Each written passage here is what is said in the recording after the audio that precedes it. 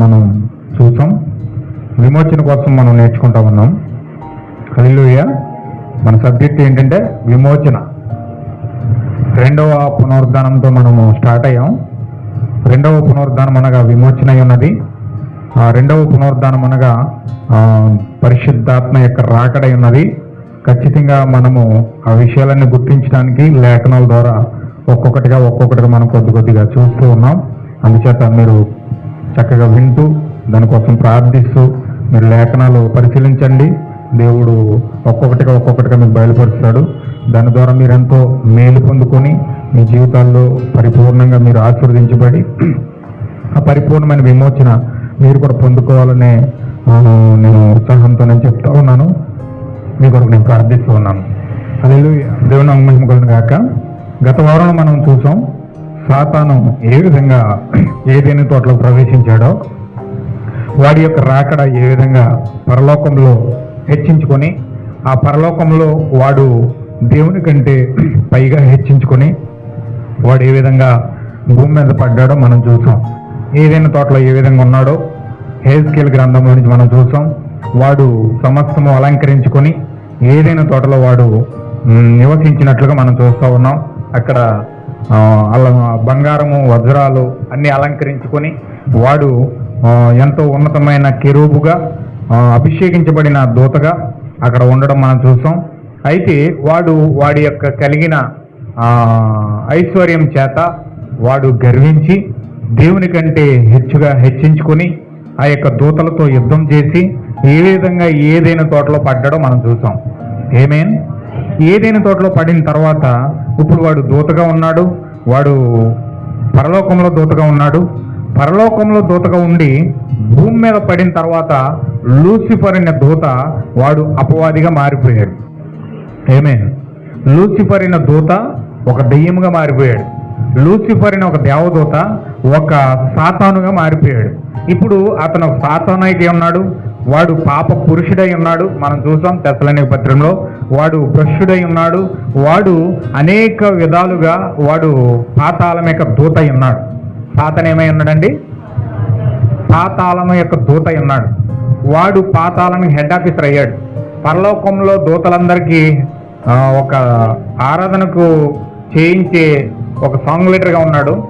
కానీ ఆ స్థానాన్ని నుంచి పడిపోయి వాడు కింద పడిపోయి భూమి మీద పడిపోయి వాడు ఎలా మారిపోయాడంటే వాడు పాతాళం యొక్క దూతగా మారిపోయాడు.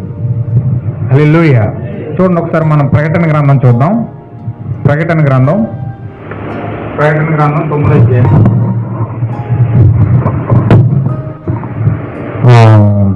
11వ వచనం. 9వ అధ్యాయం 11వ వచనం. పాతాళపు దూత వాటిపైన రాజుగా ఉన్నాడు. హెబ్రీ భాషలో వానికి అబొద్దో అని, గ్రీకు దేశపు భాషలో వాని పేరు అపోల్లోయోను. అపోల్లోయోను అంటే పుట్టినోట్లు ఏమని చూడండి అక్కడ,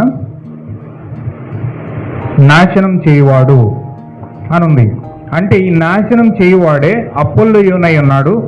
వీడు హెబ్రీ భాషలో వీడి పేరేంటంటే అబొద్దోయోను. గ్రీకు భాషలో వాడి పేరేంటంటే అపోల్లోయోను. మనం తెలుగులోకి వచ్చేటప్పటికి మనం సాతాను అని పిలుస్తున్నాం. అపవాది అంటున్నాం. మనం తెలుగులో అపవాది అంటున్నాం, సాతాను అంటున్నాం. కానీ హిబ్రూ భాషలో వాడి పేరు ఏంటంటే అబొద్దోయోను. గ్రీకు భాషలో వాడి పేరు ఏంటంటే అపోల్లోయోను. అంటే అనేక రకాలుగా అనేక భాషల్లో వాడి పేరు మార్చబడతా ఉంది. వీడు నాశనం చేయవాడు, వీడు పాప పురుషుడు, నాశన పుత్రుడు అని రాయబడి ఉంది తెస్సలోనిక పత్రికలో. వాడు ఎప్పుడైతే పాతాళంలో నుంచి ఆ పరలోకంలో నుంచి యుద్ధం చేయబడి భూమి మీద పడ్డాడో, ఇప్పుడు ఈ భూమి మీద పడ్డ మరుక్షణమే వీడు అపోల్లోయోనుగా, అబొద్దోయోనుగా, సాతానుగా, ఆ యొక్క అపవాదిగా వాడు మారిపోయాడు. అంటే ఈ యొక్క ఒక్కొక్క దానికి ఒక్కొక్క బిరుదు ఉంది. సాతానికి అపోల్లోయోనని, అబొద్దోయోనని, ఈ యొక్క సాతానని, అపవాదని ఎందుకు ఆ పేర్లు పెట్టబడ్డాయంటే దేవునికి ఎలాగైతే యెహోవా రాఫా, యెహోవా రోహి, యెహోవా షమ్మా అని 7 విమోచన నామములు దేవుడికి ఉన్నాయో, స్వస్థపరిచేవాడు, విమోచించేవాడు, రక్షించేవాడు అని దేవుని యొక్క లక్షణాలు ఎలాగైతే ఉన్నాయో సాతాను కూడా లక్షణాలు ఉన్నాయి. సాతాను కూడా వాడికి లక్షణాలు ఉన్నాయి. వాడు అబుద్ధోయోనని, అపోల్లోయోనని, సాతానని, అపవాదని, లూసిఫర్ అని, వాడు పాపపురుషుడని, భ్రష్టుడని, ఇవన్నీ ఎందుకు సాతానుగా బిరుదులు ఇవ్వబడుతున్నాయంటే వీడు కూడా గుణలక్షణాలు వ్యక్తపరిచేవాడు ఉన్నాడు. వీడికి గుణలక్షణాలు ఉన్నాయి, దేవునికి గుణలక్షణాలు ఉన్నాయి. ఇప్పుడు దేవుని పిల్లలేమో దేవుని యొక్క గుణలక్షణాలు వ్యక్తపరుస్తారు, దెయ్యం పిల్లలేమో దెయ్యం యొక్క గుణలక్షణాలు వ్యక్తపరుస్తారు. ఎందుకంటే సాతానికి గుణలక్షణాలు ఉన్నాయి, దేవునికి కూడా గుణలక్షణాలు ఉన్నాయి. ఆమేన్, హల్లెలూయా. ఇప్పుడు వీడు ఏదైనా తోటలో ఎప్పుడైతే ఆది సర్పముగా ఆ యొక్క లూసిఫర్గా భూమి మీద పడ్డాడో, అపవాదిగా మారిపోయాడో, సాతానుగా మారిపోయాడో, వీడు అబుద్ధయునిగా మారిపోయాడో, వీడు ఎప్పుడైతే ఆ యొక్క ఏదైనా తోటలో ఉన్న అవ్వను, ఆదామును వెళ్ళి అతను పాడు చేయడానికి ప్రయత్నం చేశాడు. హల్లెలూయా. వాడు సృష్టికర్త అవ్వాలనుకున్నాడు. కొంచెం జాగ్రత్తగా మీరు గమనించాలి. వాడు సృష్టికర్త అవ్వాలనుకున్నాడు, వాడికి కూడా కుటుంబం కావాలనుకున్నాడు. దేవుడు కుటుంబం కలిగిన వాడు. యెహోవా అంటే అర్థం ఏంటంటే కుటుంబముతో ఉన్నవాడు అని అర్థం. యెహోవా అంటే అర్థం ఏంటండి? ఇంగ్లీష్లో జెహోవా అని ఉంటుంది, తెలుగులో యెహోవా అని ఉంటుంది. అది పూర్తిగా కింగ్ జేమ్స్ వెర్షన్లో అయితే ఎక్కడ యెహోవా అని మనకు కనపడదు. అక్కడ ప్రతి చోట కూడా యెహోవా అని చోట ఉన్న చోట ప్రతి చోట లార్డ్ గాడ్ అని ఉంటుంది, అంటే ప్రభు అయిన దేవుడు అని ఉంటుంది. అంటే ఇక్కడ ఆ ప్రభు అయిన దేవుడు అని ఉండిన చోట యెహోవా అనగా అర్థం ఏంటంటే కుటుంబముతో ఉన్నవాడు. జెహోవా ఈరే అంటే కుటుంబముతో ఉన్నవాడు అని అక్కడ అర్థం ఇస్తా ఉంది. హల్లెలూయా.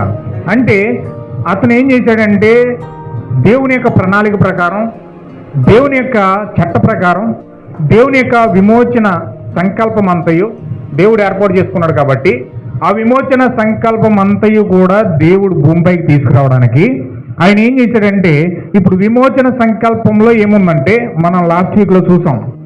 ఇప్పుడు దూతలందరూ ఆరాధన చేస్తూ ఉన్నారండి. దూతలందరూ పరిశుద్ధుడు పరిశుద్ధుడు పరిశుద్ధుడు అని ఆరాధన చేస్తూ ఉన్నాయి.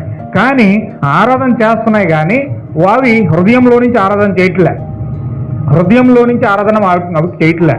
వ్యర్థమైన ఆరాధన, పెదవులపైన ఆరాధన చేస్తూ ఉన్నాయి. ఇవి సాతాను హృదయంలో లక్ష్య పెట్టి దేవుణ్ణేమో పైకి పరిశుద్ధుడు పరిశుద్ధుడు అంటూ ఉన్నాయి, కానీ వాటి యొక్క హృదయం ఏమో సాతానుకి ఇచ్చింది. హల్లెలూయా. చూడండి, మీకు ఎగ్జాంపుల్ సంసోన్ తీసుకుని ఈ కాలం మీద ప్రవక్త మాట్లాడుతూ ఉన్నాడు. సంసోన్ కోసం మాట్లాడుతూ ఉన్నాడు. ఏమని మాట్లాడుతున్నాడంటే, సంసోను ఆమె యొక్క హృదయం అంట దెలీలాకి ఇచ్చాడట, ఆమె యొక్క బలమేమో దేవుడికి ఇచ్చాడట. హల్లెలూయా.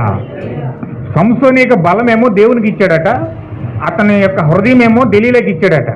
అంటే హృదయం ఏమో దెలీలా కోసం పోరాడుతున్నాడు, దెలీలా కోసం ఆలోచిస్తూ ఉన్నాడు, బలాన్నేమో దేవుడి కోసం వాడుతూ ఉన్నాడు.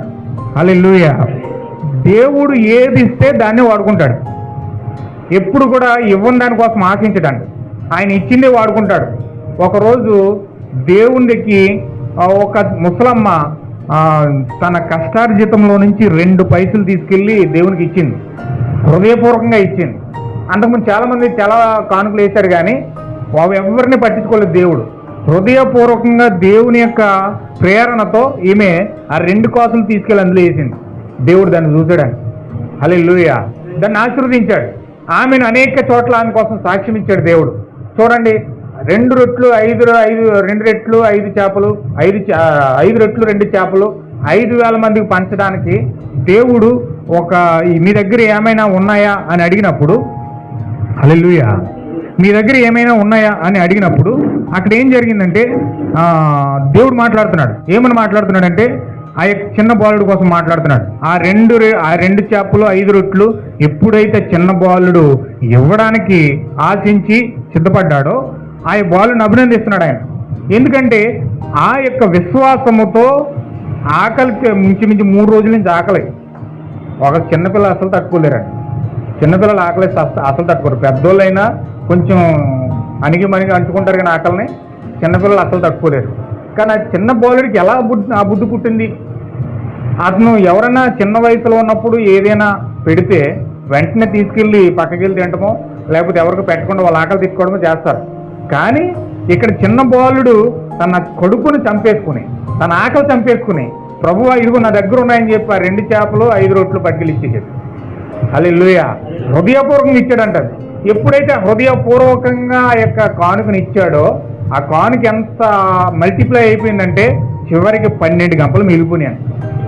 హల్లెలూయా. దాన్ని అంత మల్టిప్లై చేసేసాడు దేవుడు. అంటే దేవుడు ఇచ్చిందే తీసుకుంటాడు, ఏది ఇస్తే దాన్నే తీసుకుంటాడు, దాన్నే డెవలప్మెంట్ చేస్తాడు. సంసోను చేతిలో గాడిద ఎముకుంది. ఆ గాడిద ఎముకు తిని ఆ యొక్క పచ్చి గాడిద దవడ ఎముకండి అది ఇలా పెడితే ఆ డాలు తగలగానే 100 ముక్కలు అవుతుందట. కానీ దేవుని శక్తి ఎప్పుడైతే ఆ యొక్క ఎముకలోకి వెళ్ళిందో 1000 మందిని నిలబెట్టి చంపించాడు. హల్లెలూయా. అంటే దేవుడికి అది దొరికింది. ఆ గాడిద అనుకున్నదంట చచ్చిపోయేటప్పుడు, ఆ గాడిద అనుకున్నదంట, ప్రభువా నేను ఈ భూమి మీద ఉండగా నేను చనిపోయే లోపు ఏ విధంగా నీ కొరకు నేను ఉపయోగపడాలి, నీ సన్నిధిలో నేను ఒక ఆయుధంగా ఉండాలి అని చెప్పి ఆ యొక్క గాడిద బతుకున్నప్పుడు అనుకునేదట. హల్లెలూయా. అనుకున్న గాడిద యొక్క ఆలోచన చచ్చిపోయినప్పుడు కూడా దేవుడు వదలలేదండి. ఆ యొక్క గాడిద అనుకున్న ఆలోచన ఎప్పుడైతే సంసోనికి ఆ గాడిద ఎముక తగిలిందో దాని దిక్కు 1000 మంది చంపించాడట. హల్లెలూయా. అంటే నీ ఆలోచన దేవుడు ఖచ్చితంగా హృదయపూర్వకంగా ఉంటే అది నువ్వు ఈ గమ్యం దాటేసిన తర్వాతైనా కూడా నీ ఆలోచన పనిచేస్తావు. ఏమే హల్లెలూయా. ఒకరోజు బిల్లు పోవాలండి, ప్రవక్త దగ్గర పరిగెత్తుకుని వచ్చి, డాడీ నేను పరిశుద్ధాత్మ పొందుకున్నాను అన్నాడు. నేను పరిశుద్ధాత్మ పొందుకున్నాను వణుకొనుకుతావు, చెమటలు పట్టేసి వణుకొనుకుతావు చెప్తున్నాడు. వణుకొనుకుతావు చెప్తా ఉంటే అప్పుడు విలియం బ్రహ్మం అన్నాడు, నా యొక్క కుమారుడు పరిశుద్ధాత్మ పొందుకున్నాడు, నా యొక్క కుమారుడు తిరిగి జన్మించాడు, నా యొక్క కుమారుడు దేవుని శరీరంలో అడుగు పెట్టాడు, దీనికి కారణం అతని యొక్క తల్లి యొక్క ప్రార్థనలు అన్నాడు. హల్లెలూయా. అతని యొక్క తల్లి యొక్క ప్రార్థనలు ఇప్పుడు పరలోకం చేరాయి అన్నాడు. హల్లెలూయా. చూసారా, ఆమె చనిపోయింది, ఆమె లేదు. బిల్లి పాలు చిన్నప్పుడే 2 సంవత్సరాల వయసులోనే చనిపోయింది ఆమె. కానీ ఆమె ఎంతగా ప్రార్థించిందంటే తన కుమారుడు పరిశుద్ధాత్మ పొందుకోవాలి, ఈ భూమి మీద ఏం పొందుకోకపోయినా పర్లేదు, ఏమి ఉన్నా లేకపోయినా పర్లేదు, ఆయన నీ శరీరంలో అడుగు పెడితే చాలు, నా భర్త ఎలాగైతే దేవుని యొక్క శరీరంలో ఉన్నాడో నా కుమారుడు కూడా అదే శరీరంలో ఉండాలి, సురక్షితంగా ఉండాలి. నా తల్లి ఎంతో ప్రాధేయపడి ప్రార్థించింది. ఆ ప్రార్థన ఆమె చనిపోయిన ఇంచుమించు 18 సంవత్సరాల తర్వాత ఇప్పుడు బిల్లి పోలు అరుచుకుంటూ వచ్చి నేను పరిశుద్ధాత్మ పొందుకున్నాను డాడీ అన్నాడు. అప్పుడు బిల్లి బ్రహ్మం అన్నాడు, నీ తల్లి యొక్క ప్రార్థన ఇప్పుడు పరలోకం చేరే అన్నాడు. హల్లెలూయా. చూసారా, అంటే దేవునికి హృదయపూర్వకంగా మనం చేసినది అది ఏ క్షణంలో దేవుడు నెరవేర్చకుండా మాత్రం వదలడు. హల్లెలూయా. కానీ డబుల్ యాక్షన్ చేస్తే మాత్రం దేవుడు ఇష్టపడ్డాడు. 2 రకాలుగా యాక్షన్ చేస్తే దేవుడు ఇష్టపడ్డు. దేవుడు 2 రకాలుగా ఉన్న వాళ్ళని ఎంత భయంకరంగా శిక్షిస్తాడంటే, ఎంత భయంకరంగా వారిని నాశనం చేస్తాడంటే దానికి బైబిల్ తీర్పులు చాలా దారుణంగా ఉన్నాయి. అవన్నీ మీకు చూపిస్తాను అప్పుడు. అయితే ఈ యొక్క దేవదూతలు డబుల్ యాక్షన్ చేస్తున్నాయి. సాతానుతోనేమో సత్యంతో సంబంధాలు పెట్టుకొని సాతాను యొక్క వాక్యాన్ని లక్ష్య పెట్టి సాతాను యొక్క మాటలు, సాతాను యొక్క స్వార్థము, సాతాను యొక్క అసూయ వీళ్ళు మనసులో పెట్టుకుని దేవుని పరిశుద్ధుడు అంటున్నారు. హల్లెలూయా. దేవునికి అది ఎంత అసహ్యం పుట్టిస్తుందంటే అందుకే అంటున్నాడు, వీరి యొక్క ఆరాధన నన్ను వాంతి తెప్పిస్తుంది అన్నాడు, అసహ్యం పుట్టిస్తుంది అన్నాడు. అంటే దేవదూతల ఆరాధన అంత అసహ్యం పుట్టించింది అన్నమాట దేవుడికి. ఎప్పుడు కూడా డబుల్ యాక్షన్ చేస్తే 2 రకాలుగా మనం యాక్షన్ చేస్తే దేవుడు అంత భయంకరంగా తీర్పిస్తాడు. అందుకే ఇది లవోదికే సంఘకాలం. ఈ లవోదికే సంఘకాలంలో ప్రజలు ఎలా ఉన్నారని డబుల్ యాక్షన్ చేస్తున్నారు. అంటే ఏదేను తోటలో ఆ యొక్క పరలోకంలో దేవదూతలు ఎలాగైతే డబుల్ యాక్షన్ చేశాయో ఇప్పుడు భూమి మీద ఉన్న ప్రజలందరూ లవోదికే సంఘకాలం డబుల్ యాక్షన్ చేస్తున్నారు. ఎలా ఉన్నారు వీళ్ళు? చల్లగాను లేదు, వెచ్చగాను లేదు, నులివెచ్చగా డబుల్ యాక్షన్ చేస్తున్నారు. ఇటు లోకము కావాలి, ఇటు దేవుడు కావాలి. ఇటు లోకం యొక్క కోరికలు తీరిపోవాలి, ఇటు ఆత్మీయ కోరికలు తీరిపోవాలి. ఇటు లోక సంబంధమైన ఆశలన్నీ నెరవేర్చుకోవాలి, ఇటు ఆ దేవుని ఆత్మ సంబంధమైన ఆశలన్నీ కూడా నెరవేర్చుకోవాలి. అటు దేవుడు వద్దనకూడదు, దెయ్యము వద్దనకూడదు. అటు వస్తే ఇటు తీసుకోవాలి, ఇటు వస్తే ఇటు తీసుకోవాలి. అవకాశవాదంగా మారిపోవాలి.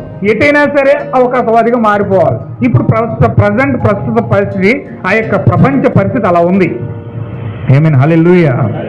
ఎవరు చూసిన అవకాశవాదం, వాళ్ళకి కలిసి వస్తే ఉంటారు, కలిసి రాకపోతే వెనక్కి జారిపోతారు. వాళ్ళకి మంచిగా జరిగితే ఉంటారు, మంచి జరగకపోతే అది ఎంత మేలైన మార్గమైనా సరే దాన్ని విడిచిపెడతారు. హల్లెలూయా. ప్రజెంట్ కండిషన్ అది, లవోదికే సంఘకాలం యొక్క కండిషన్ అది. చూడండి ఒకసారి మనం చదువుదాం. అదే ప్రకటన గ్రంథం 3 అధ్యాయం 14 చదువుదాం మనం.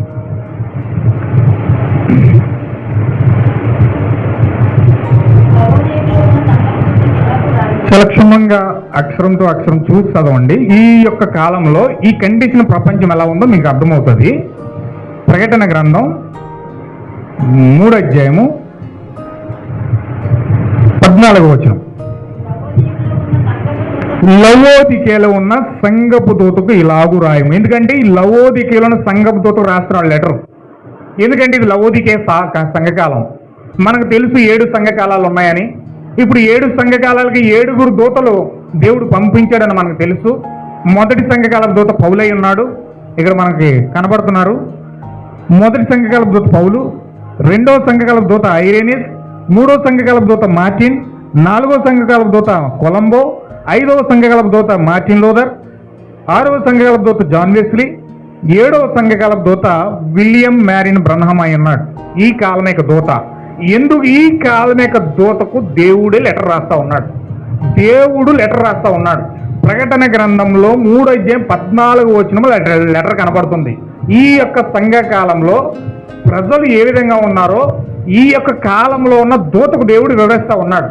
ఈ కాలంలో ఉన్న ప్రజలు ఎలా ఉంటారో, వారి స్వభావాలు ఎలా ఉంటాయో, వారి ఉద్దేశాలు ఎలా ఉంటాయో, వారి జీవన విధానం ఎలా ఉంటుందో ఈ యొక్క సంఘకాలపు దేవుడు ప్రజల యొక్క మనస్తత్వాలను వివరిస్తా ఉన్నాడు. హల్లెలూయా. ఇప్పుడు ఆయనకు ఒక లెటర్ రాస్తున్నాడు. దేశ ప్రజలకు లెటర్ రాయట్లేదు, క్రైస్తవ సంఘాలకు లెటర్ రాయట్లేదు, పాస్టర్లకు లెటర్ రాయట్లేదు, బిషప్లకు లెటర్ రాయట్లేదు. హల్లెలూయా. కార్డినల్స్ లెటర్ రాయట్లే, పోపులకు లెటర్ రాయట్లే. దేవుడు ఎవరికి లెటర్ రాస్తున్నాడు అంటే ఆ సంఘకాలంలో ఉన్న దూతకు లెటర్ రాస్తా ఉన్నాడు. ఆమేన్. హల్లెలూయా. ఇప్పుడు ఆ దూతకు లెటర్ ఎలా రాస్తున్నాడు చూడండి ఒకసారి.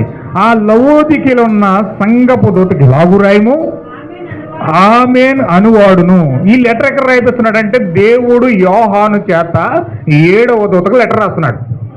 చూడండి, ఎవరన్నా సపోజ్ పూర్వకాలంలో కొంచెం చదువురాని వాళ్ళు ఉండేవారు. ఆ చదువురాని వాళ్ళు ఏం చేసేవారంటే ఎవరో ఒకరి దగ్గరికి వెళ్ళి, మా అబ్బాయి కోవిట్లో ఉన్నాడు బాబు, మా అబ్బాయి అమెరికాలో ఉన్నాడు బాబు, అక్కడ ఉన్నాడు, ఇక్కడ కొంచెం లెటర్ రాసి పెట్టండి అని చెప్పి. అప్పుడు టెలిగ్రామ్ నుండి, ఫోన్ నుండి కాదు, అప్పుడు ఫోన్లు లేవు, టెలిగ్రామ్ నుండి కార్డు ఉండేది అంతే, కార్డు. ఆ కార్డు తీసుకొచ్చి రాసి అది పోస్ట్ ఆఫీస్ డబ్బాలు వేసేవారు. హల్లెలూయా. అలాగే ఆ కాలంలో ఎలాగైతే జరిగిందో దేవుడు, ఎందుకంటే ఆత్మ కనుక ఆత్మ పెన్న తీసుకుని రాయలే. దేవుడు ఆత్మ అన్నాడు. ఏమై ఉన్నాడండి అని దేవుడు చదువులేదని కాదు, నేను ఎగ్జాంపుల్ కోసం చెప్పాను అంతే. అయితే దేవుడు ఆత్మ అన్నాడు. ఆత్మ పెన్న తీసుకుని రాయలే. ఆత్మ ఈ యొక్క బాటిల్ పట్టుకోలేదు. ఆత్మ ఒక కాయ తీసుకుని తినలేదు. ఎందుకంటే శరీరం లేదు, మట్టి శరీరం కావాలి. ఆత్మకు మట్టి శరీరం కావాలి. ఏదన్నా తినాలంటే ఇప్పుడు నా ఆత్మ నాలో ఉంది కాబట్టి బాటిల్ నేను పట్టుకోగలుగుతున్నాను. అదే నా ఆత్మ నాలో నుంచి బయటకు వచ్చింది అనుకోండి, అది గోడలో నుంచి వెళ్ళిపోద్ది, లేకపోతే ఈ తలుపులో నుంచి వెళ్ళిపోద్ది. దానికి తలుపులతో పని లేదు, గోడలతో పని లేదు. ఇక్కడ మిస్ అయింది అమెరికాలో తేలుతుంది, అక్కడ మిస్ అయింది ఆస్ట్రేలియాలో తేలుతుంది, అక్కడ మిస్ అయింది పరలోకంలో తేలుతుంది. ఎటైనా తిరిగేస్తుంది ఆత్మ. హల్లెలూయా. దేవుడు అలాంటోడు. ఆయన ఆత్మ ఉన్నాడు. ఇప్పుడు ఆత్మకు శరీరం కావాలి. ఇప్పుడు దేవుడు ఏం చేస్తున్నాడంటే, దేవుడు తన సొంత హస్తాలతో రాయడానికి దేవుడు ఏం చేస్తున్నాడంటే, దేవుడు యోహానులోకి వెళ్ళి లెటర్ రాస్తున్నాడు. హల్లెలూయా. అంటే యోహాను 7వ దూతకు, విలియం మ్యారిన్ బ్రన్హమ్ అనే ఈ యొక్క 7వ సంఘకాలపు దూతకు ప్రకటన గ్రంథం రాసిన యోహాను లెటర్ రాస్తున్నాడు. దేవుడు ఆయనలో ఉండి రాస్తున్నాడు. హల్లెలూయా. చూడండి ఏమి రాస్తున్నాడు చూడండి. ఆమేన్ అనువాడును, నమ్మకమైన సత్య సాక్షియు, దేవుని దృష్టికి ఆది అయిన వాడు చెప్పు సంగతులు ఏమనగా. అంటే ఆది అయిన వాడు, మొట్టమొదటిగా సంభవించబడిన వాడు, ఎలోహిం, సృష్టికర్త, ఆయన మాట్లాడుతున్నాడు. హల్లెలూయా. దేవుని నామమునకు మహిమ కలుగును గాక. ఎవరు మాట్లాడుతున్నారండి? ఎలోహిం మాట్లాడుతున్నాడు. ఇక్కడ సృష్టికర్త మాట్లాడుతున్నాడు. ఎలోహిం అంటే ఒంటరిగా ఉన్నవాడు, తనకు తానుగా సంభవించబడిన వాడు. ఆయన్ని ఎవ్వరూ కూడా సృష్టించలేదండి. ఎలోహిం అనే అర్థం ఏంటండి? తనకు తానుగా సంభవింపబడిన వాడు అనమాట. ఆయన ఎవరు సృష్టించలేదు, ఆయన ఎవరు కలుగు చేయలేదు, ఆయన ఎవరు కూడా కలుగును కాక అని చెప్పలేదు. ఆయనకి ఆయనే ఉన్నవాడు. అందుకే మోషే అన్నాడు, నీ పేరేంటని అడిగాడు. ఆయన ఏమన్నాడు తెలుసండి? నేను ఉన్నవాడును అనువాడనై ఉన్నాను అన్నాడు. అంటే నేను ఉన్నవాడును, నాకు నేనగానే ఉన్నాను, నన్ను ఎవరు సృష్టించలేదు. పేరు చెప్పలేదు ఆయన. ఉన్నవాడును, ఉండువాడును, నిరంతరము కూడా నేనే ఉంటాను. ఆది నేనే, అంతము నేనే, ఆల్ఫా నేనే, ఒమేగయు నేనే, మొదటివాడిని నేనే, కడపటివాడిని నేనే. అంటే ఇక్కడ ఆది అయిన వాడు చెప్తున్నాడు సంగతులు. అంటే ఆది కాండములో ఆ యొక్క ఈ మోషేతో ఎవరైతే మాట్లాడాడో ఆ యొక్క మోషేతో మాట్లాడిన ప్రభు అయిన యెహోవాయే, ఆ సృష్టికర్త అయిన ఎలోహిమే నేరుగా యోహానుతో మాట్లాడుతున్నాడు ఇక్కడ. హల్లెలూయా. ఇప్పుడు నీతోని కూడా నాతో కూడా మాట్లాడేది కూడా ఆయనే. మన ముగ్గురు దేవుళ్ళు లేరండి. ముగ్గురు దేవుళ్ళు మాట్లాడితే తండ్రి పైన ఉండేవాడు, కుమారుడు మాట్లాడేవాడు. మనం అనుకున్న భాషలో తండ్రి పైన ఉంటే కుమారుడికి మనతో మాట్లాడేవాడు. ఇక్కడ కుమారుడు ద్వారా మాట్లాడుతున్నాడని చెప్పట్లేదు, ఇక్కడ కుమారుడు మాట్లాడుతున్నాడని చెప్పట్లేదు. అక్కడ ఏమంటున్నాడంటే ఆది అయిన వాడు మాట్లాడుతున్నాడు. ఎవరు ఆది అయిన వాడు? ఎలోహిం, సర్వ సృష్టికర్త మాట్లాడుతున్నాడు. ఇప్పుడు ఎవరితోని? సాక్షాత్తు ఆ యొక్క యోహానుతో మాట్లాడుతున్నాడు. ఆ లెటర్ ఎవరికి రాస్తున్నాడంటే 7వ దూతకు రాస్తా ఉన్నాడు. నీ క్రియలు నేను ఎరుగుదును, నీవు చల్లగానైనను వెచ్చగానైనను లేవు.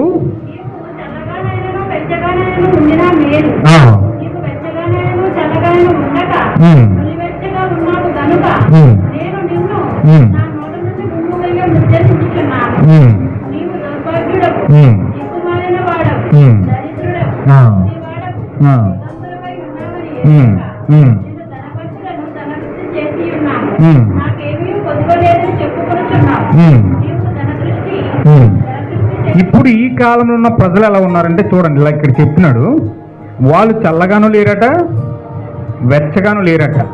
అంటే చల్లగా అంటే చల్లదనం సాతాను సంబంధమైంది, కోల్డ్ సాతాను సంబంధమైంది అంటే కోల్డ్ అంటే చచ్చిపోయింది, కోల్డ్లో పెడతారు, ఫ్రిడ్జ్లో పెడతారు. అంటే ఫ్రిడ్జ్లో పెట్టింది పాడవదు, ఫ్రిడ్జ్లో పెట్టింది పాడవదు కనుక అది ఎల్లప్పుడూ కూడా చచ్చిపోయిన కూడా ఐస్లో పెట్టేస్తే ఎన్ని రోజులైనా ఉంటాడు. అలాగే మనం ఏదైనా ఐటెం ఫ్రిడ్జ్లో పెట్టామంటే చచ్చిపోద్ది. మీరు చూడండి, ఫ్రిడ్జ్లో పెట్టింది నెక్స్ట్ రోజు తిన్నారనుకో, వేడి చేసి వెంటనే వాళ్ళకి జ్వరం వచ్చేది వేడి చేసి తింటే. ఎందుకని? చచ్చిపోయిందని బతికించి తింటే చాలా ప్రమాదం. దాంట్లో ఉన్న విటమిన్ చచ్చిపోతాయి, దాంట్లో ఉన్న ఆ యొక్క మినరల్స్ చచ్చిపోతాయి. అవి కేవలం చచ్చిపోయింది, ఆ కూల్డ్ అయిపోద్ది అనమాట. అంటే ఇప్పుడు చల్లదనం ఏమో సాతాను సంబంధం అయింది, చచ్చిందంతో సమానం.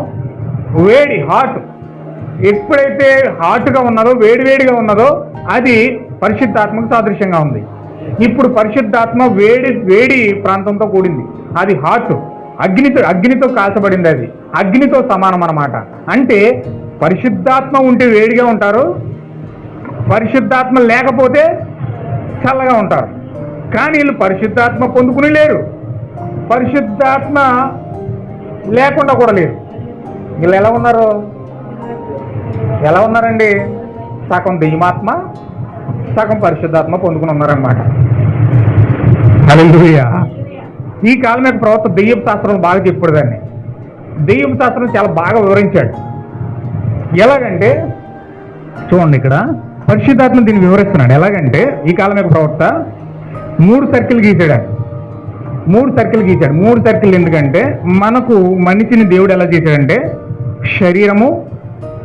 శరీరం లోపల ఆత్మ లోపల ప్రాణం ఉంటుంది. ఏమైనా హల్లెలూయా. కొంచెం జాగ్రత్తగా మీరు గమనించండి. ఇప్పుడు శరీరం ఉంటుంది, శరీరం లోపల ఆత్మ ఉంటుంది, ఆత్మ లోపల ప్రాణం ఉంటుంది. అంటే ప్రాణమే జీవమై ఉన్నది, ప్రాణమే మనిషికి జీవమై ఉన్నది. ఈ ప్రాణం ఏంటంటే రక్తంలో ఉంటుంది, ఈ ప్రాణం రక్తంలో ఉంటుంది. అయితే శరీరానికి 5 ఇంద్రియాలు ఉంటాయండి, మీకు తెలుసు కదా. శరీరానికి 5 ఇంద్రియాలు ఉంటాయి. ఏంటవి? శరీరానికి ఉన్న 5 ఇంద్రియాలు ఏంటంటే, ఒకటేమో ముక్కు, రెండోదేమో నోరు, మూడోదేమో చెవి, నాలుగోదేమో వినికిడి, స్పర్శ. హల్లెలూయా.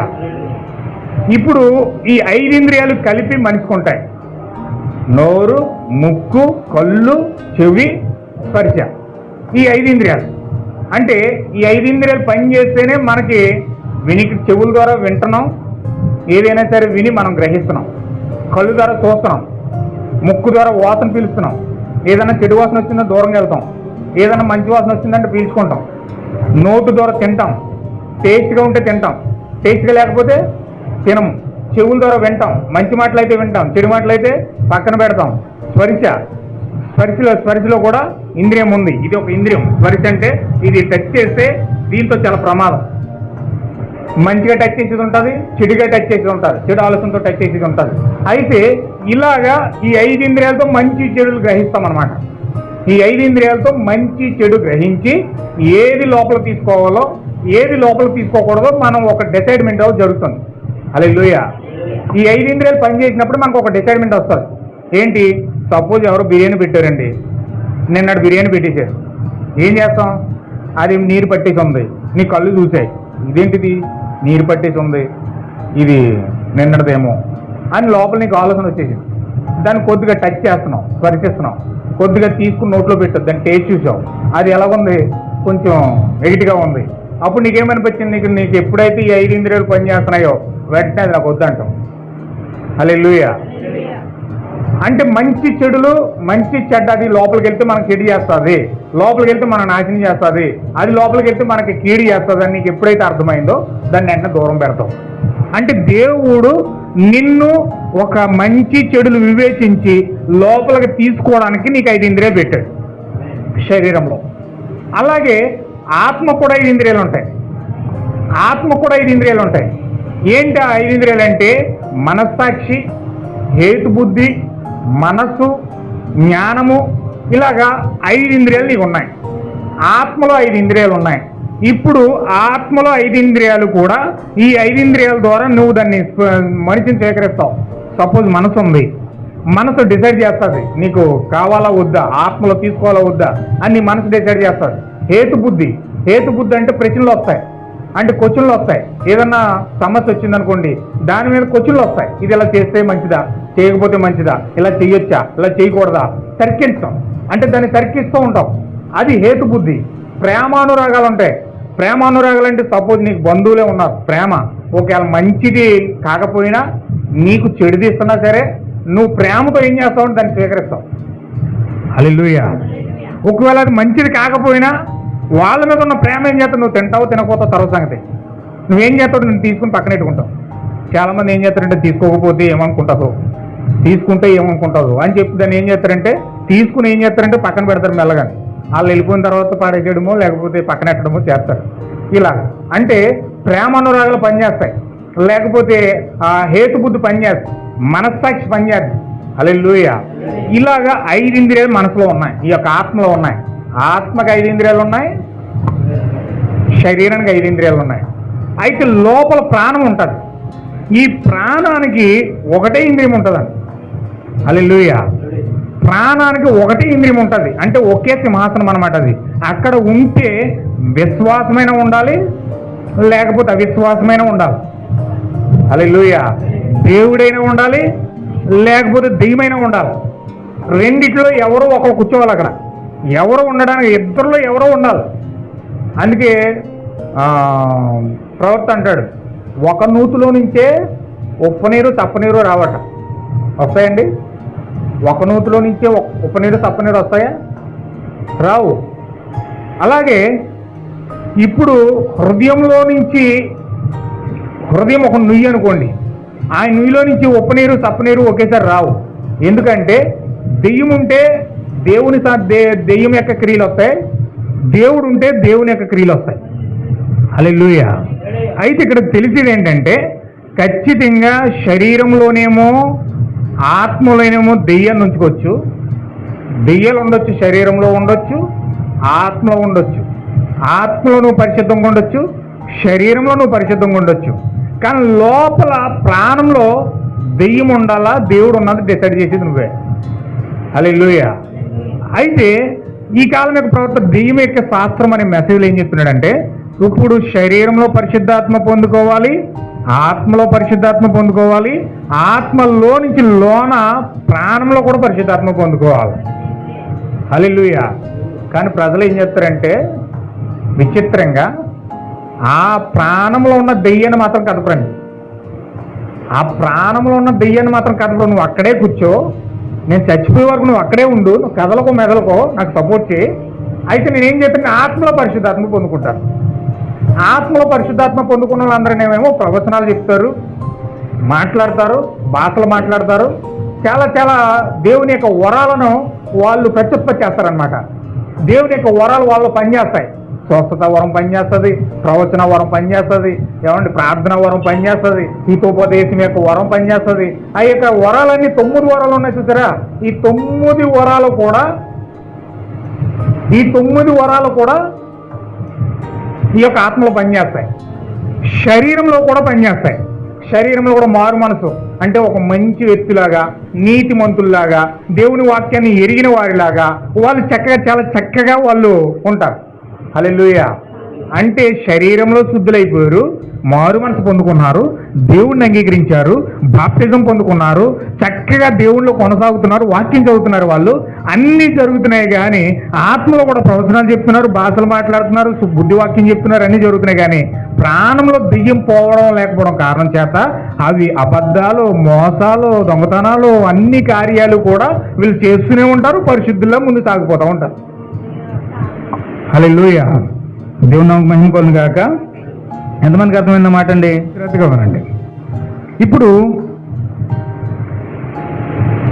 ప్రాణంలో దెయ్యం అలాగే ఉంటుంది, ఆత్మలో వీళ్ళు పరిశుద్ధాత్మ పొందుకుంటున్నారు, శరీరంలో కూడా పరిశుద్ధాత్మ పొందుకుంటున్నారు. అంటే నీతిమంతులకు తీర్చబడుతున్నారు, ఆత్మలో కూడా వరాలు పొందుకుంటున్నారు, క్రైస్తవులుగా కొనసాగిపోతున్నారు. చాలామంది అలాగే ఉన్నారు. అంటే క్రైస్తవులుగా వీళ్ళు కొనసాగిపోతున్నారంటే ఆత్మలో పరిశుద్ధాత్మ ఉంది, శరీరంలో పరిశుద్ధాత్మ ఉంది, కానీ ప్రాణంలో మాత్రం వీడిలాగా కూర్చుని ఉన్నాడు. వీడి ప్రాణంలో నుంచి బయటికి వెళ్ళాలంటే ఎప్పుడు బయటికి వెళ్తాడంటే పరిశుద్ధాత్మ అగ్ని వచ్చని కాల్చాలి. పరిశుద్ధాత్మ అగ్ని వచ్చి వాడిని కాల్చే వరకు కూడా వాడు వెళ్ళడు. పరిశుద్ధాత్మ అగ్ని రావాలంటే దేవుని యొక్క రాకడ జరగాలి.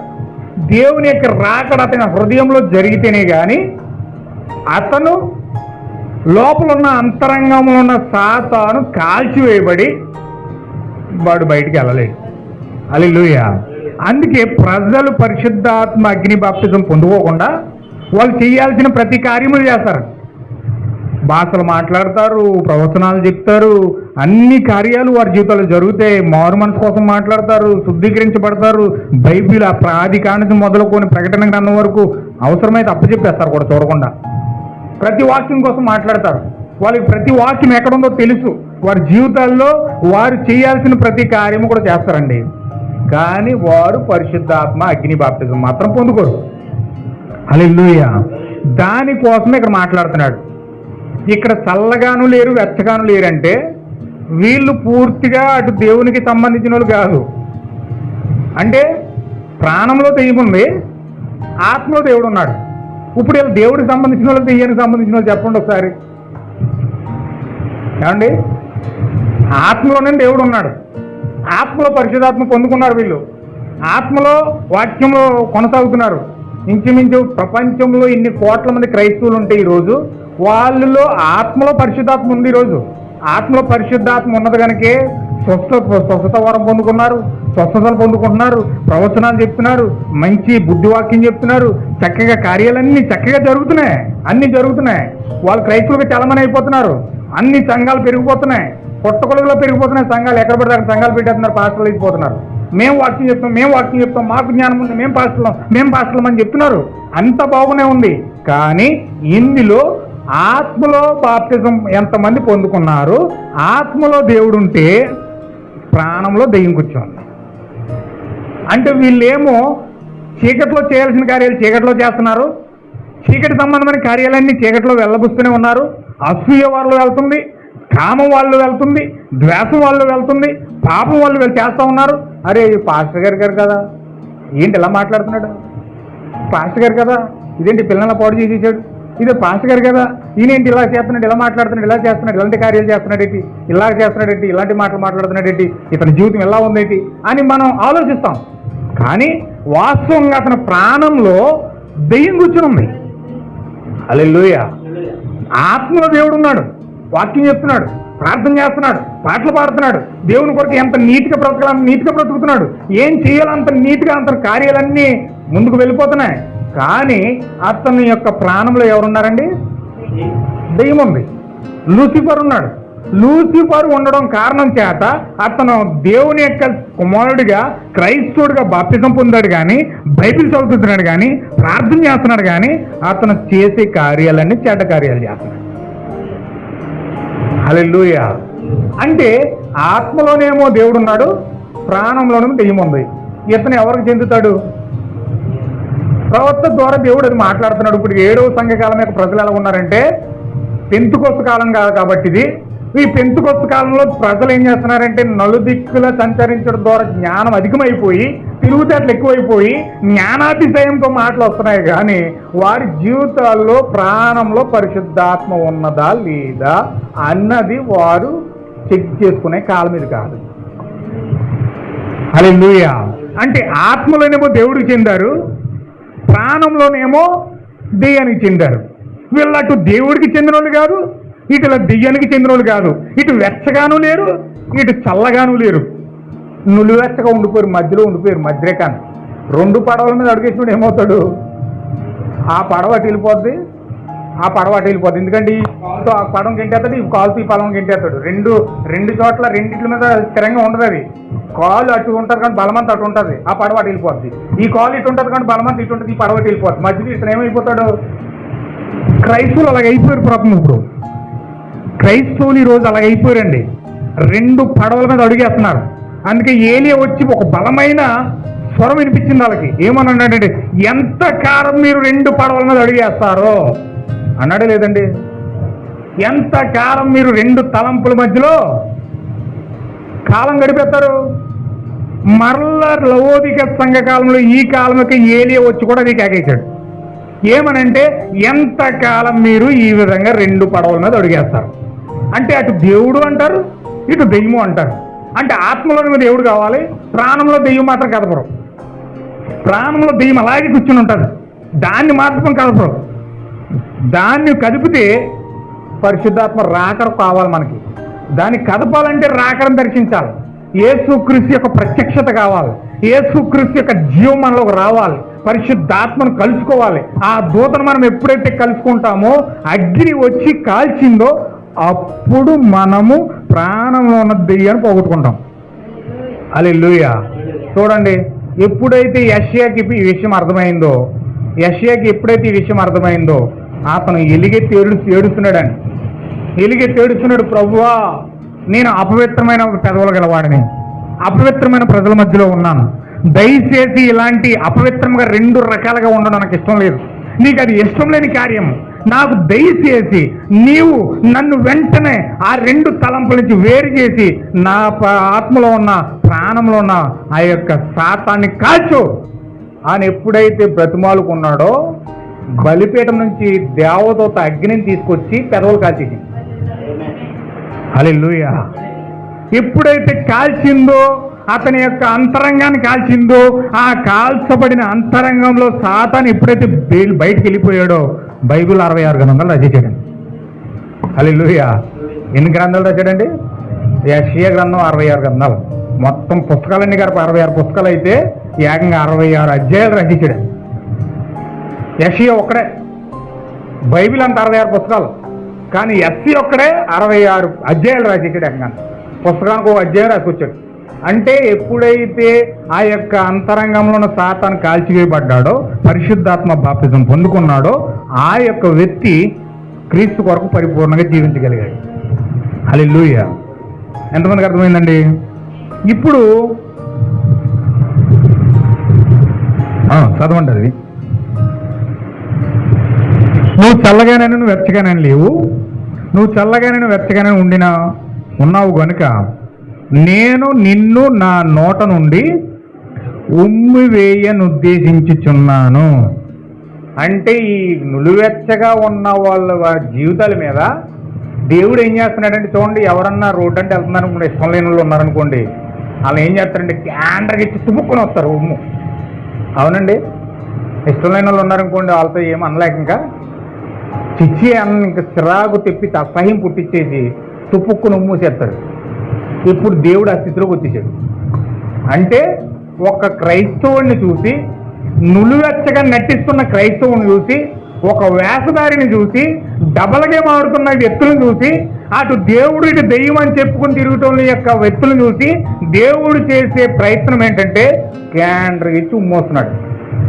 అంటే అంత భయంకరంగా సహించుకుంటున్నాడు ఆయన. హల్లెలూయా. ఏమంటే దేవుడు దీవించాలండి. దేవుడు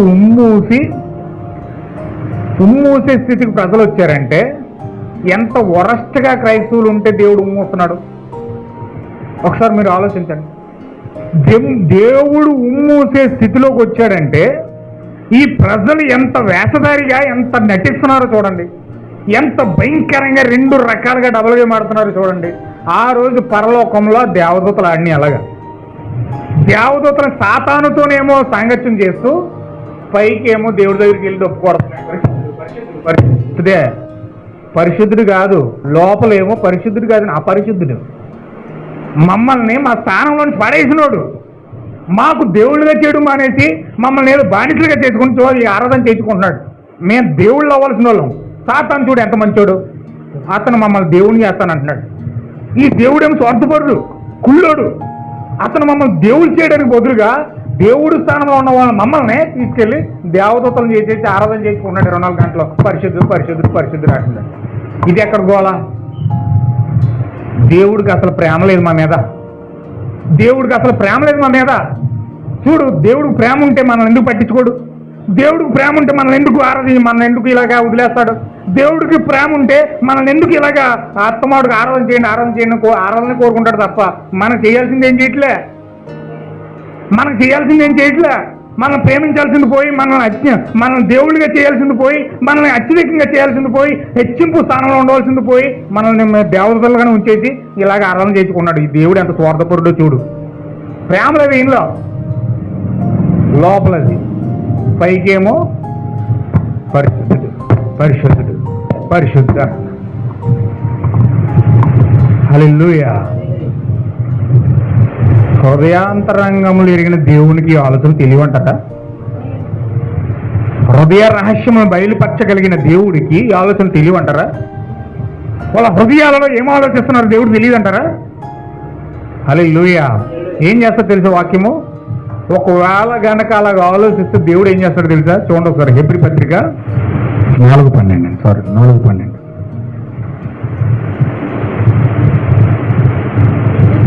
ఎందుకనగా దేవుని వాక్యము సజీవమై బలము గలదై 2 అంచులు గల ఎటువంటి ఖడ్గము కంటెను వాడిగా ఉండి ప్రాణాత్మలను కీళ్లను మూలుగులను విభజించినంత మట్టుకు దూరుచు హృదయం యొక్క తలంపులను ఆలోచనలను శోధించుచున్నది. ఆమేన్. హల్లెలూయా. దేవుని నాకు మహిమ కలుగును గాక. ఏం చేస్తుందండి ఇప్పుడు ఈ యొక్క వాక్యం? ఏం చేస్తుందంటే దేవుడు ఏం చేస్తున్నాడంటే ఆయన ఏ విధంగా లోపల ఆలోచన బయటికి తీసుకొస్తాడో చూడండి. వాక్యము బలము గలదై 2 అంచులు ఎటువంటి ఖడ్గము కంటిన వాడిగా ఉండి ప్రాణాత్మలను కీళ్లను మూలుగులను విభజించినంత మట్టుకు దూరుచు హృదయం యొక్క ఆలోచనలను బయటికి తీసేస్తుంది. ఎంత ప్రాణమాలను ఎముకలను మూలుగులను విభజించినట్టు మట్టుకు దూరుచు వాక్యము లోనకెళ్ళి లోపల ఉన్న హృదయ ఆలోచనలను బయటికి తీసుకొస్తుందంటే మరి అక్కడ దేవదూతలు ఏం ఆలోచిస్తున్నాయో దేవుడు తెలీదా? దేవదూతలు ఏ విధంగా ఆలోచిస్తున్నాయో దేవుడు తెలీదా? వాటి హృదయము దేవుడికి తెలీదా? వాటి జీవితాలు దేవుడికి తెలీదా? వాళ్ళు పైకి ఏ విధంగా ఆరాధన చేస్తున్నారో లోన్ ఏ విధంగా నటిస్తున్నారో వాళ్ళు ఏ విధంగా ఆ యొక్క నటనాత్మతో కలిగి డబల్ గేమ్ ఆడుతున్నారో దేవుడికి తెలీదా? హల్లెలూయా. దేవుడు ఖచ్చితంగా తెలుసా. దాన్ని చూశాడే. ఎప్పుడైతే చూశాడో ఆ యొక్క క్రియను ఆ యొక్క కార్యాన్ని దేవుడు ఉమ్మూసి అసహించుకొని దేవుడు ఏం చేస్తున్నాడంటే ఆయన ప్రేమించిన వారిని బయటికి తెస్తున్నాడు. హల్లెలూయా. అక్కడ ఏం చేస్తున్నాడు? ప్రకటన గ్రంథం 3:14 ఆయన ఏం చేస్తున్నాడంటే 3:14 ఇలాగు రాయము, ఆమేనను వాడును నమ్మకమైన సత్యసాక్షియు దేవుని దృష్టికి ఆది అయిన వాడు చెప్పు సంగతులు ఏమనగా నీ క్రియలు నేను ఎరుగుదును, నువ్వు చల్లగానను వెచ్చగానని లేవు, నులివెచ్చగా ఉన్నావు కనుక నేను నా నోటి నుండి ఉమ్మువేయని ఉద్దేశిస్తున్నాను. నీవు దౌర్భాగ్యుడు. అసలు బైబిల్ మొదలెట్టిన తర్వాత ఇలాంటి భయంకరమైన మాటలు దేవుడు మాట్లాడలేదండి. కానీ లవోదికే సంఘకాలంలో దేవుడు మాట్లాడుతున్నాడు సంఘాలతో, పరిశుద్ధులు అనబడిన వారితో, మేము నీతిమంతులమని చెప్పుకున్న వారితో దేవుడు మాట్లాడుతున్న మాట ఏంటంటే, నువ్వు దౌర్భాగ్యుడు, నువ్వు దిక్కుమాలిన వాడు, దరిద్రుడు. చూడండి, దౌర్భాగ్యుడు అంటే అర్థం ఏంటి? దౌర్భాగ్యుడు అంటే ఏంటండి? ఏమండి? ఎందుకు పనికి మాలినోడు అనమాట దౌర్భాగ్యుడు. ఇతను ఎందుకు ఉపయోగపడ్డా? ఇంకా అగ్నిలో కాల్చబడడానికి తప్ప ఇంకెందుకు పనికిరాడు వ్యక్తి. వీడు దౌర్భాగ్యుడట. దిక్కుమాలుడు అంటే దిక్కుమొక్కు లేదు అంటారు చూసారా. దిక్కు అంటే ఒక తల్లిలో, ఒక తండ్రో, లేకపోతే ఒక ఫ్రెండ్సో, ఒక స్నేహితులో, లేకపోతే ఏదో ఒక ఆధారం ఉండాలి మనిషికి. కానీ ఏ ఆధారం లేకుండా, ఇతను తల్లి తండ్రి ఆధారం ఏమీ లేకుండా పూర్తిగా దిక్కులేనుడు అయిపోడు. హల్లెలూయా, దేవుడు నాకు మహిమ కలుగును గాక. దిక్కు మొక్కు లేదు అయిపోయింది అనమాట. అంటే తల్లి ఎవరు? పరిశుద్ధాత్మ అయి ఉన్నది. తండ్రి ఎవడు? యెహోవా అని ఉన్నాడు, తండ్రి అయి ఉన్నాడు. పరిశుద్ధాత్మయే తండ్రిగా ఉన్నాడు, ఎలుషద్ద అయి ఉన్నాడు. హల్లెలూయా, ఆయనే తల్లి, ఆయనే తండ్రి. కానీ వీళ్ళకి ఎవరు లేరు. తల్లి తెలీదు, తండ్రి తెలియదు, నిజమైన సంఘమో తెలియదు, నిజమైన దేవుడు తెలియదు. అసలు ప్రపంచంలో నిజమైన దేవుడు ఏర్పాటు చేసిన సంఘం ఏదో వాళ్ళకి తెలియదు. నిజమైన సృష్టికర్త, వాళ్ళని సృష్టించిన సృష్టికర్త ఎవరో వాళ్ళకి తెలియదు. తల్లి అనగా సంఘమై ఉన్నది, తండ్రి అనగా దేవుడై ఉన్నాడు. దేవుడు పక్క అవసరం తెలియదు వాళ్ళకి, దెయ్యము తెలియదు. ఈ కాలంలో ప్రవక్త మాట చెప్పాడు. కంచెరగాడిని తీసుకున్నాడు ప్రవక్త. కంచెరగాడిది ఏం చేస్తుందంటే, కంచెరగాడిది అది ఎలా వచ్చిందంటే సంకరం చేయిస్తే వచ్చిందనమాట. ఏమండి, వింటున్నారా? అందరూ ఆమెను చెప్పండి ఒకసారి. ఆమెన్, హల్లెలూయా. ఇప్పుడు కంచెరగాడిది ఎలాగొచ్చిందంటే, గుర్రం బాగా బరువులు మోస్తుందండి. గుర్రం బాగా పరుగులు ఎడుతుంది. యుద్ధాల్లో బాగా వాడుకునేవారు అనమాట. బాగా పరుగులు ఎట్టాలంటే గుర్రాన్ని వాడుకునేవారు. ఎక్కడికన్నా దేశాలు దాటి వెళ్ళాలన్నా, లేకపోతే విహారయాత్రకు వెళ్ళాలన్నా గుర్రాలు ఎక్కి వెళ్ళేవారు. బాగా పరుగులు ఎడుతుంది అది. గాడిద బాగా బరువులు మోస్తుంది. అంతకుముందు బరువులు మోయడానికి గాడిలో వాడేవారు. ఈ కార్లు, బళ్ళు, ఎడ్లు బళ్ళు ఇవన్నీ లేకముందు అసలు బరువులు మోసే ఆయుధం ఏంటంటే గాడిద బాగా బరువులు మోస్తుంది, గుర్రం బాగా పరిగెడుతుంది. మనిషికి ఎంత తెలివితేటలు ఎక్కువైపోయినాయి అంటే, ఈ గుర్రాన్ని గాడిదని క్రాసింగ్ చేస్తే పరిగెత్తి ఇదే పరిగెడుతుంది, బరువులు కూడా ఇదే మోసేస్తుంది. 2 పనులు చేసేసుకోవచ్చు ఒక వస్తువు చేత. పరిగెత్తాలంటే గుర్రాన్ని కొనాల్సి వస్తుంది, బరువులు మొయ్యాలంటే గాడిదని కొనాల్సి వస్తుంది. లేదు 2 పనులు ఒకటే చేయాలంటే మనం క్రాసింగ్ చేస్తే 2 పనులు ఒకటే చేసి జంతువు వస్తుందని చెప్పి ఇలా గుర్రాన్ని గాడిదని క్రాసింగ్ చేశారు. గుర్రాన్ని గాడిదని క్రాసింగ్ చేస్తే కంచెరగాడిది వచ్చింది. హల్లెలూయా, అసలుకే ఎసరు వచ్చింది. ఏంటంటే అది, ఇది పరిగెట్టడానికి పనికిరాదు, అటు బరువులు మొయ్యడానికి కూడా పనికిరాదు. అది అలా నిలబడి చూస్తుందంటే ఏమన్నా కేకేసి ఓయ్ నీ తల్లి ఎవరో అని కనుక కంచెరగాడిని అడిగితే, ఆ కంచెరగాడిదంట కంచె ఓపిలా గాడిదం చూస్తుందంట. ఈ చెవులన్నీనేమో మా అమ్మలాగా ఉన్నాయి, గాడిదలాగా ఉన్నాను. మళ్ళీ గుర్రంకి చూస్తుందంట, ఈ తోక ముక్కు నోరు గుర్రంలా ఉన్నాయి, నేను గుర్రానికి పుట్టానా గాడిదకి పుట్టానా? డిసైడ్మెంట్ లేదు దీనికి అయోమయం వచ్చేస్తుంది, గందరగోళం వచ్చేస్తుంది. నేను ఎవరికి పుట్టాను? గుర్రానికి పుట్టానా గాడిదకి పుట్టానా? మీ అమ్మ ఎవరో చెప్పమ్మా. మాట రావట్లేదు, నోట్లో మాట లేదు దానికి. అమ్మని చెప్తుంది, నాన్నని చెప్తుందా? దీనికి ఎవరు అర్థం కావట్లేదు, ఎవరు పుట్టారో అర్థం కావట్లేదు. కొంచెం చెవులై ముక్కులై చూస్తేనేమో గాడిలాగా ఉంది, తోకలో నడుము అదంతా చూస్తుంటేనేమో గుర్రలాగా ఉంది. ఏమని చెప్తుంది ఇప్పుడు? ఏమన్నా అమ్మ నువ్వు అలా కాదు, నీ ముక్కు ఇలా ఉంది, నీ నోరు ఇలా ఉంది, నీ వస్తువులు ఎలా ఉన్నాయి, నీ యొక్క అవయవాలు ఉన్నాయి అని ఎవరన్నా వచ్చి వివరిస్తున్నారనుకోండి, అంత వివరణ చెవులు ఎంత ఇలా వింటదంట. అంత ఇదేసిన తర్వాత ఏమన్నావంటే నోట్లో మాటలేదు, ఎందుకంటే దానికి ఏం అర్థం కాలేదు. హల్లెలూయా. అంటే కంచెరగాడిద తినడానికి తప్ప అది దేనికి పనికిరాదు అనమాట. కంచెరగాడ దేనికి పనికిరాదు. అంటే ఇప్పుడు నిజమైన దిక్కుమాలని కలిగిన వ్యక్తులకి, దిక్కు లేని వ్యక్తులకి, గమ్యం లేని వ్యక్తులకి, నిజ సంఘాన్ని గుర్తించలేని వ్యక్తులకి, పరిశుద్ధాత్మను గుర్తించలేని వ్యక్తులకి, సృష్టికర్తను గుర్తించలేని వ్యక్తులకి వాళ్ళ మైండ్ సెట్ అలా ఉంటుంది. ఏమని హల్లెలూయా. ఎంతమందికి అర్థమవుతుందండి? వాళ్ళ మైండ్ సెట్ అలా ఉంటుంది. దేవుడు కంచెరగాడిదలు ఉన్న మనస్సాక్షి ఈరోజు నిజ సంఘాన్ని, నిజ దేవుడిని గుర్తించలేని ప్రజలకు ఉందన్నమాట. అంటే దిక్కుమొక్కు లేనుడు అంటే ఎవరో, ఇవి కంచెరగాడిదే. దిక్కులేనుడు, దిక్కులేనుడు నిజ సంఘాన్ని గుర్తించలేదు, నిజమైన దేవుడిని గుర్తించలేదు. అతను సృష్టించిన సృష్టికర్త ఎవరో అతనికి తెలియదు. ఏవో చెప్తూ ఉంటారు, ఎవరెవరు ఏదేదో చెప్తూ ఉంటారు, అన్నీ అంటారు, అన్నీ చేస్తారు. కానీ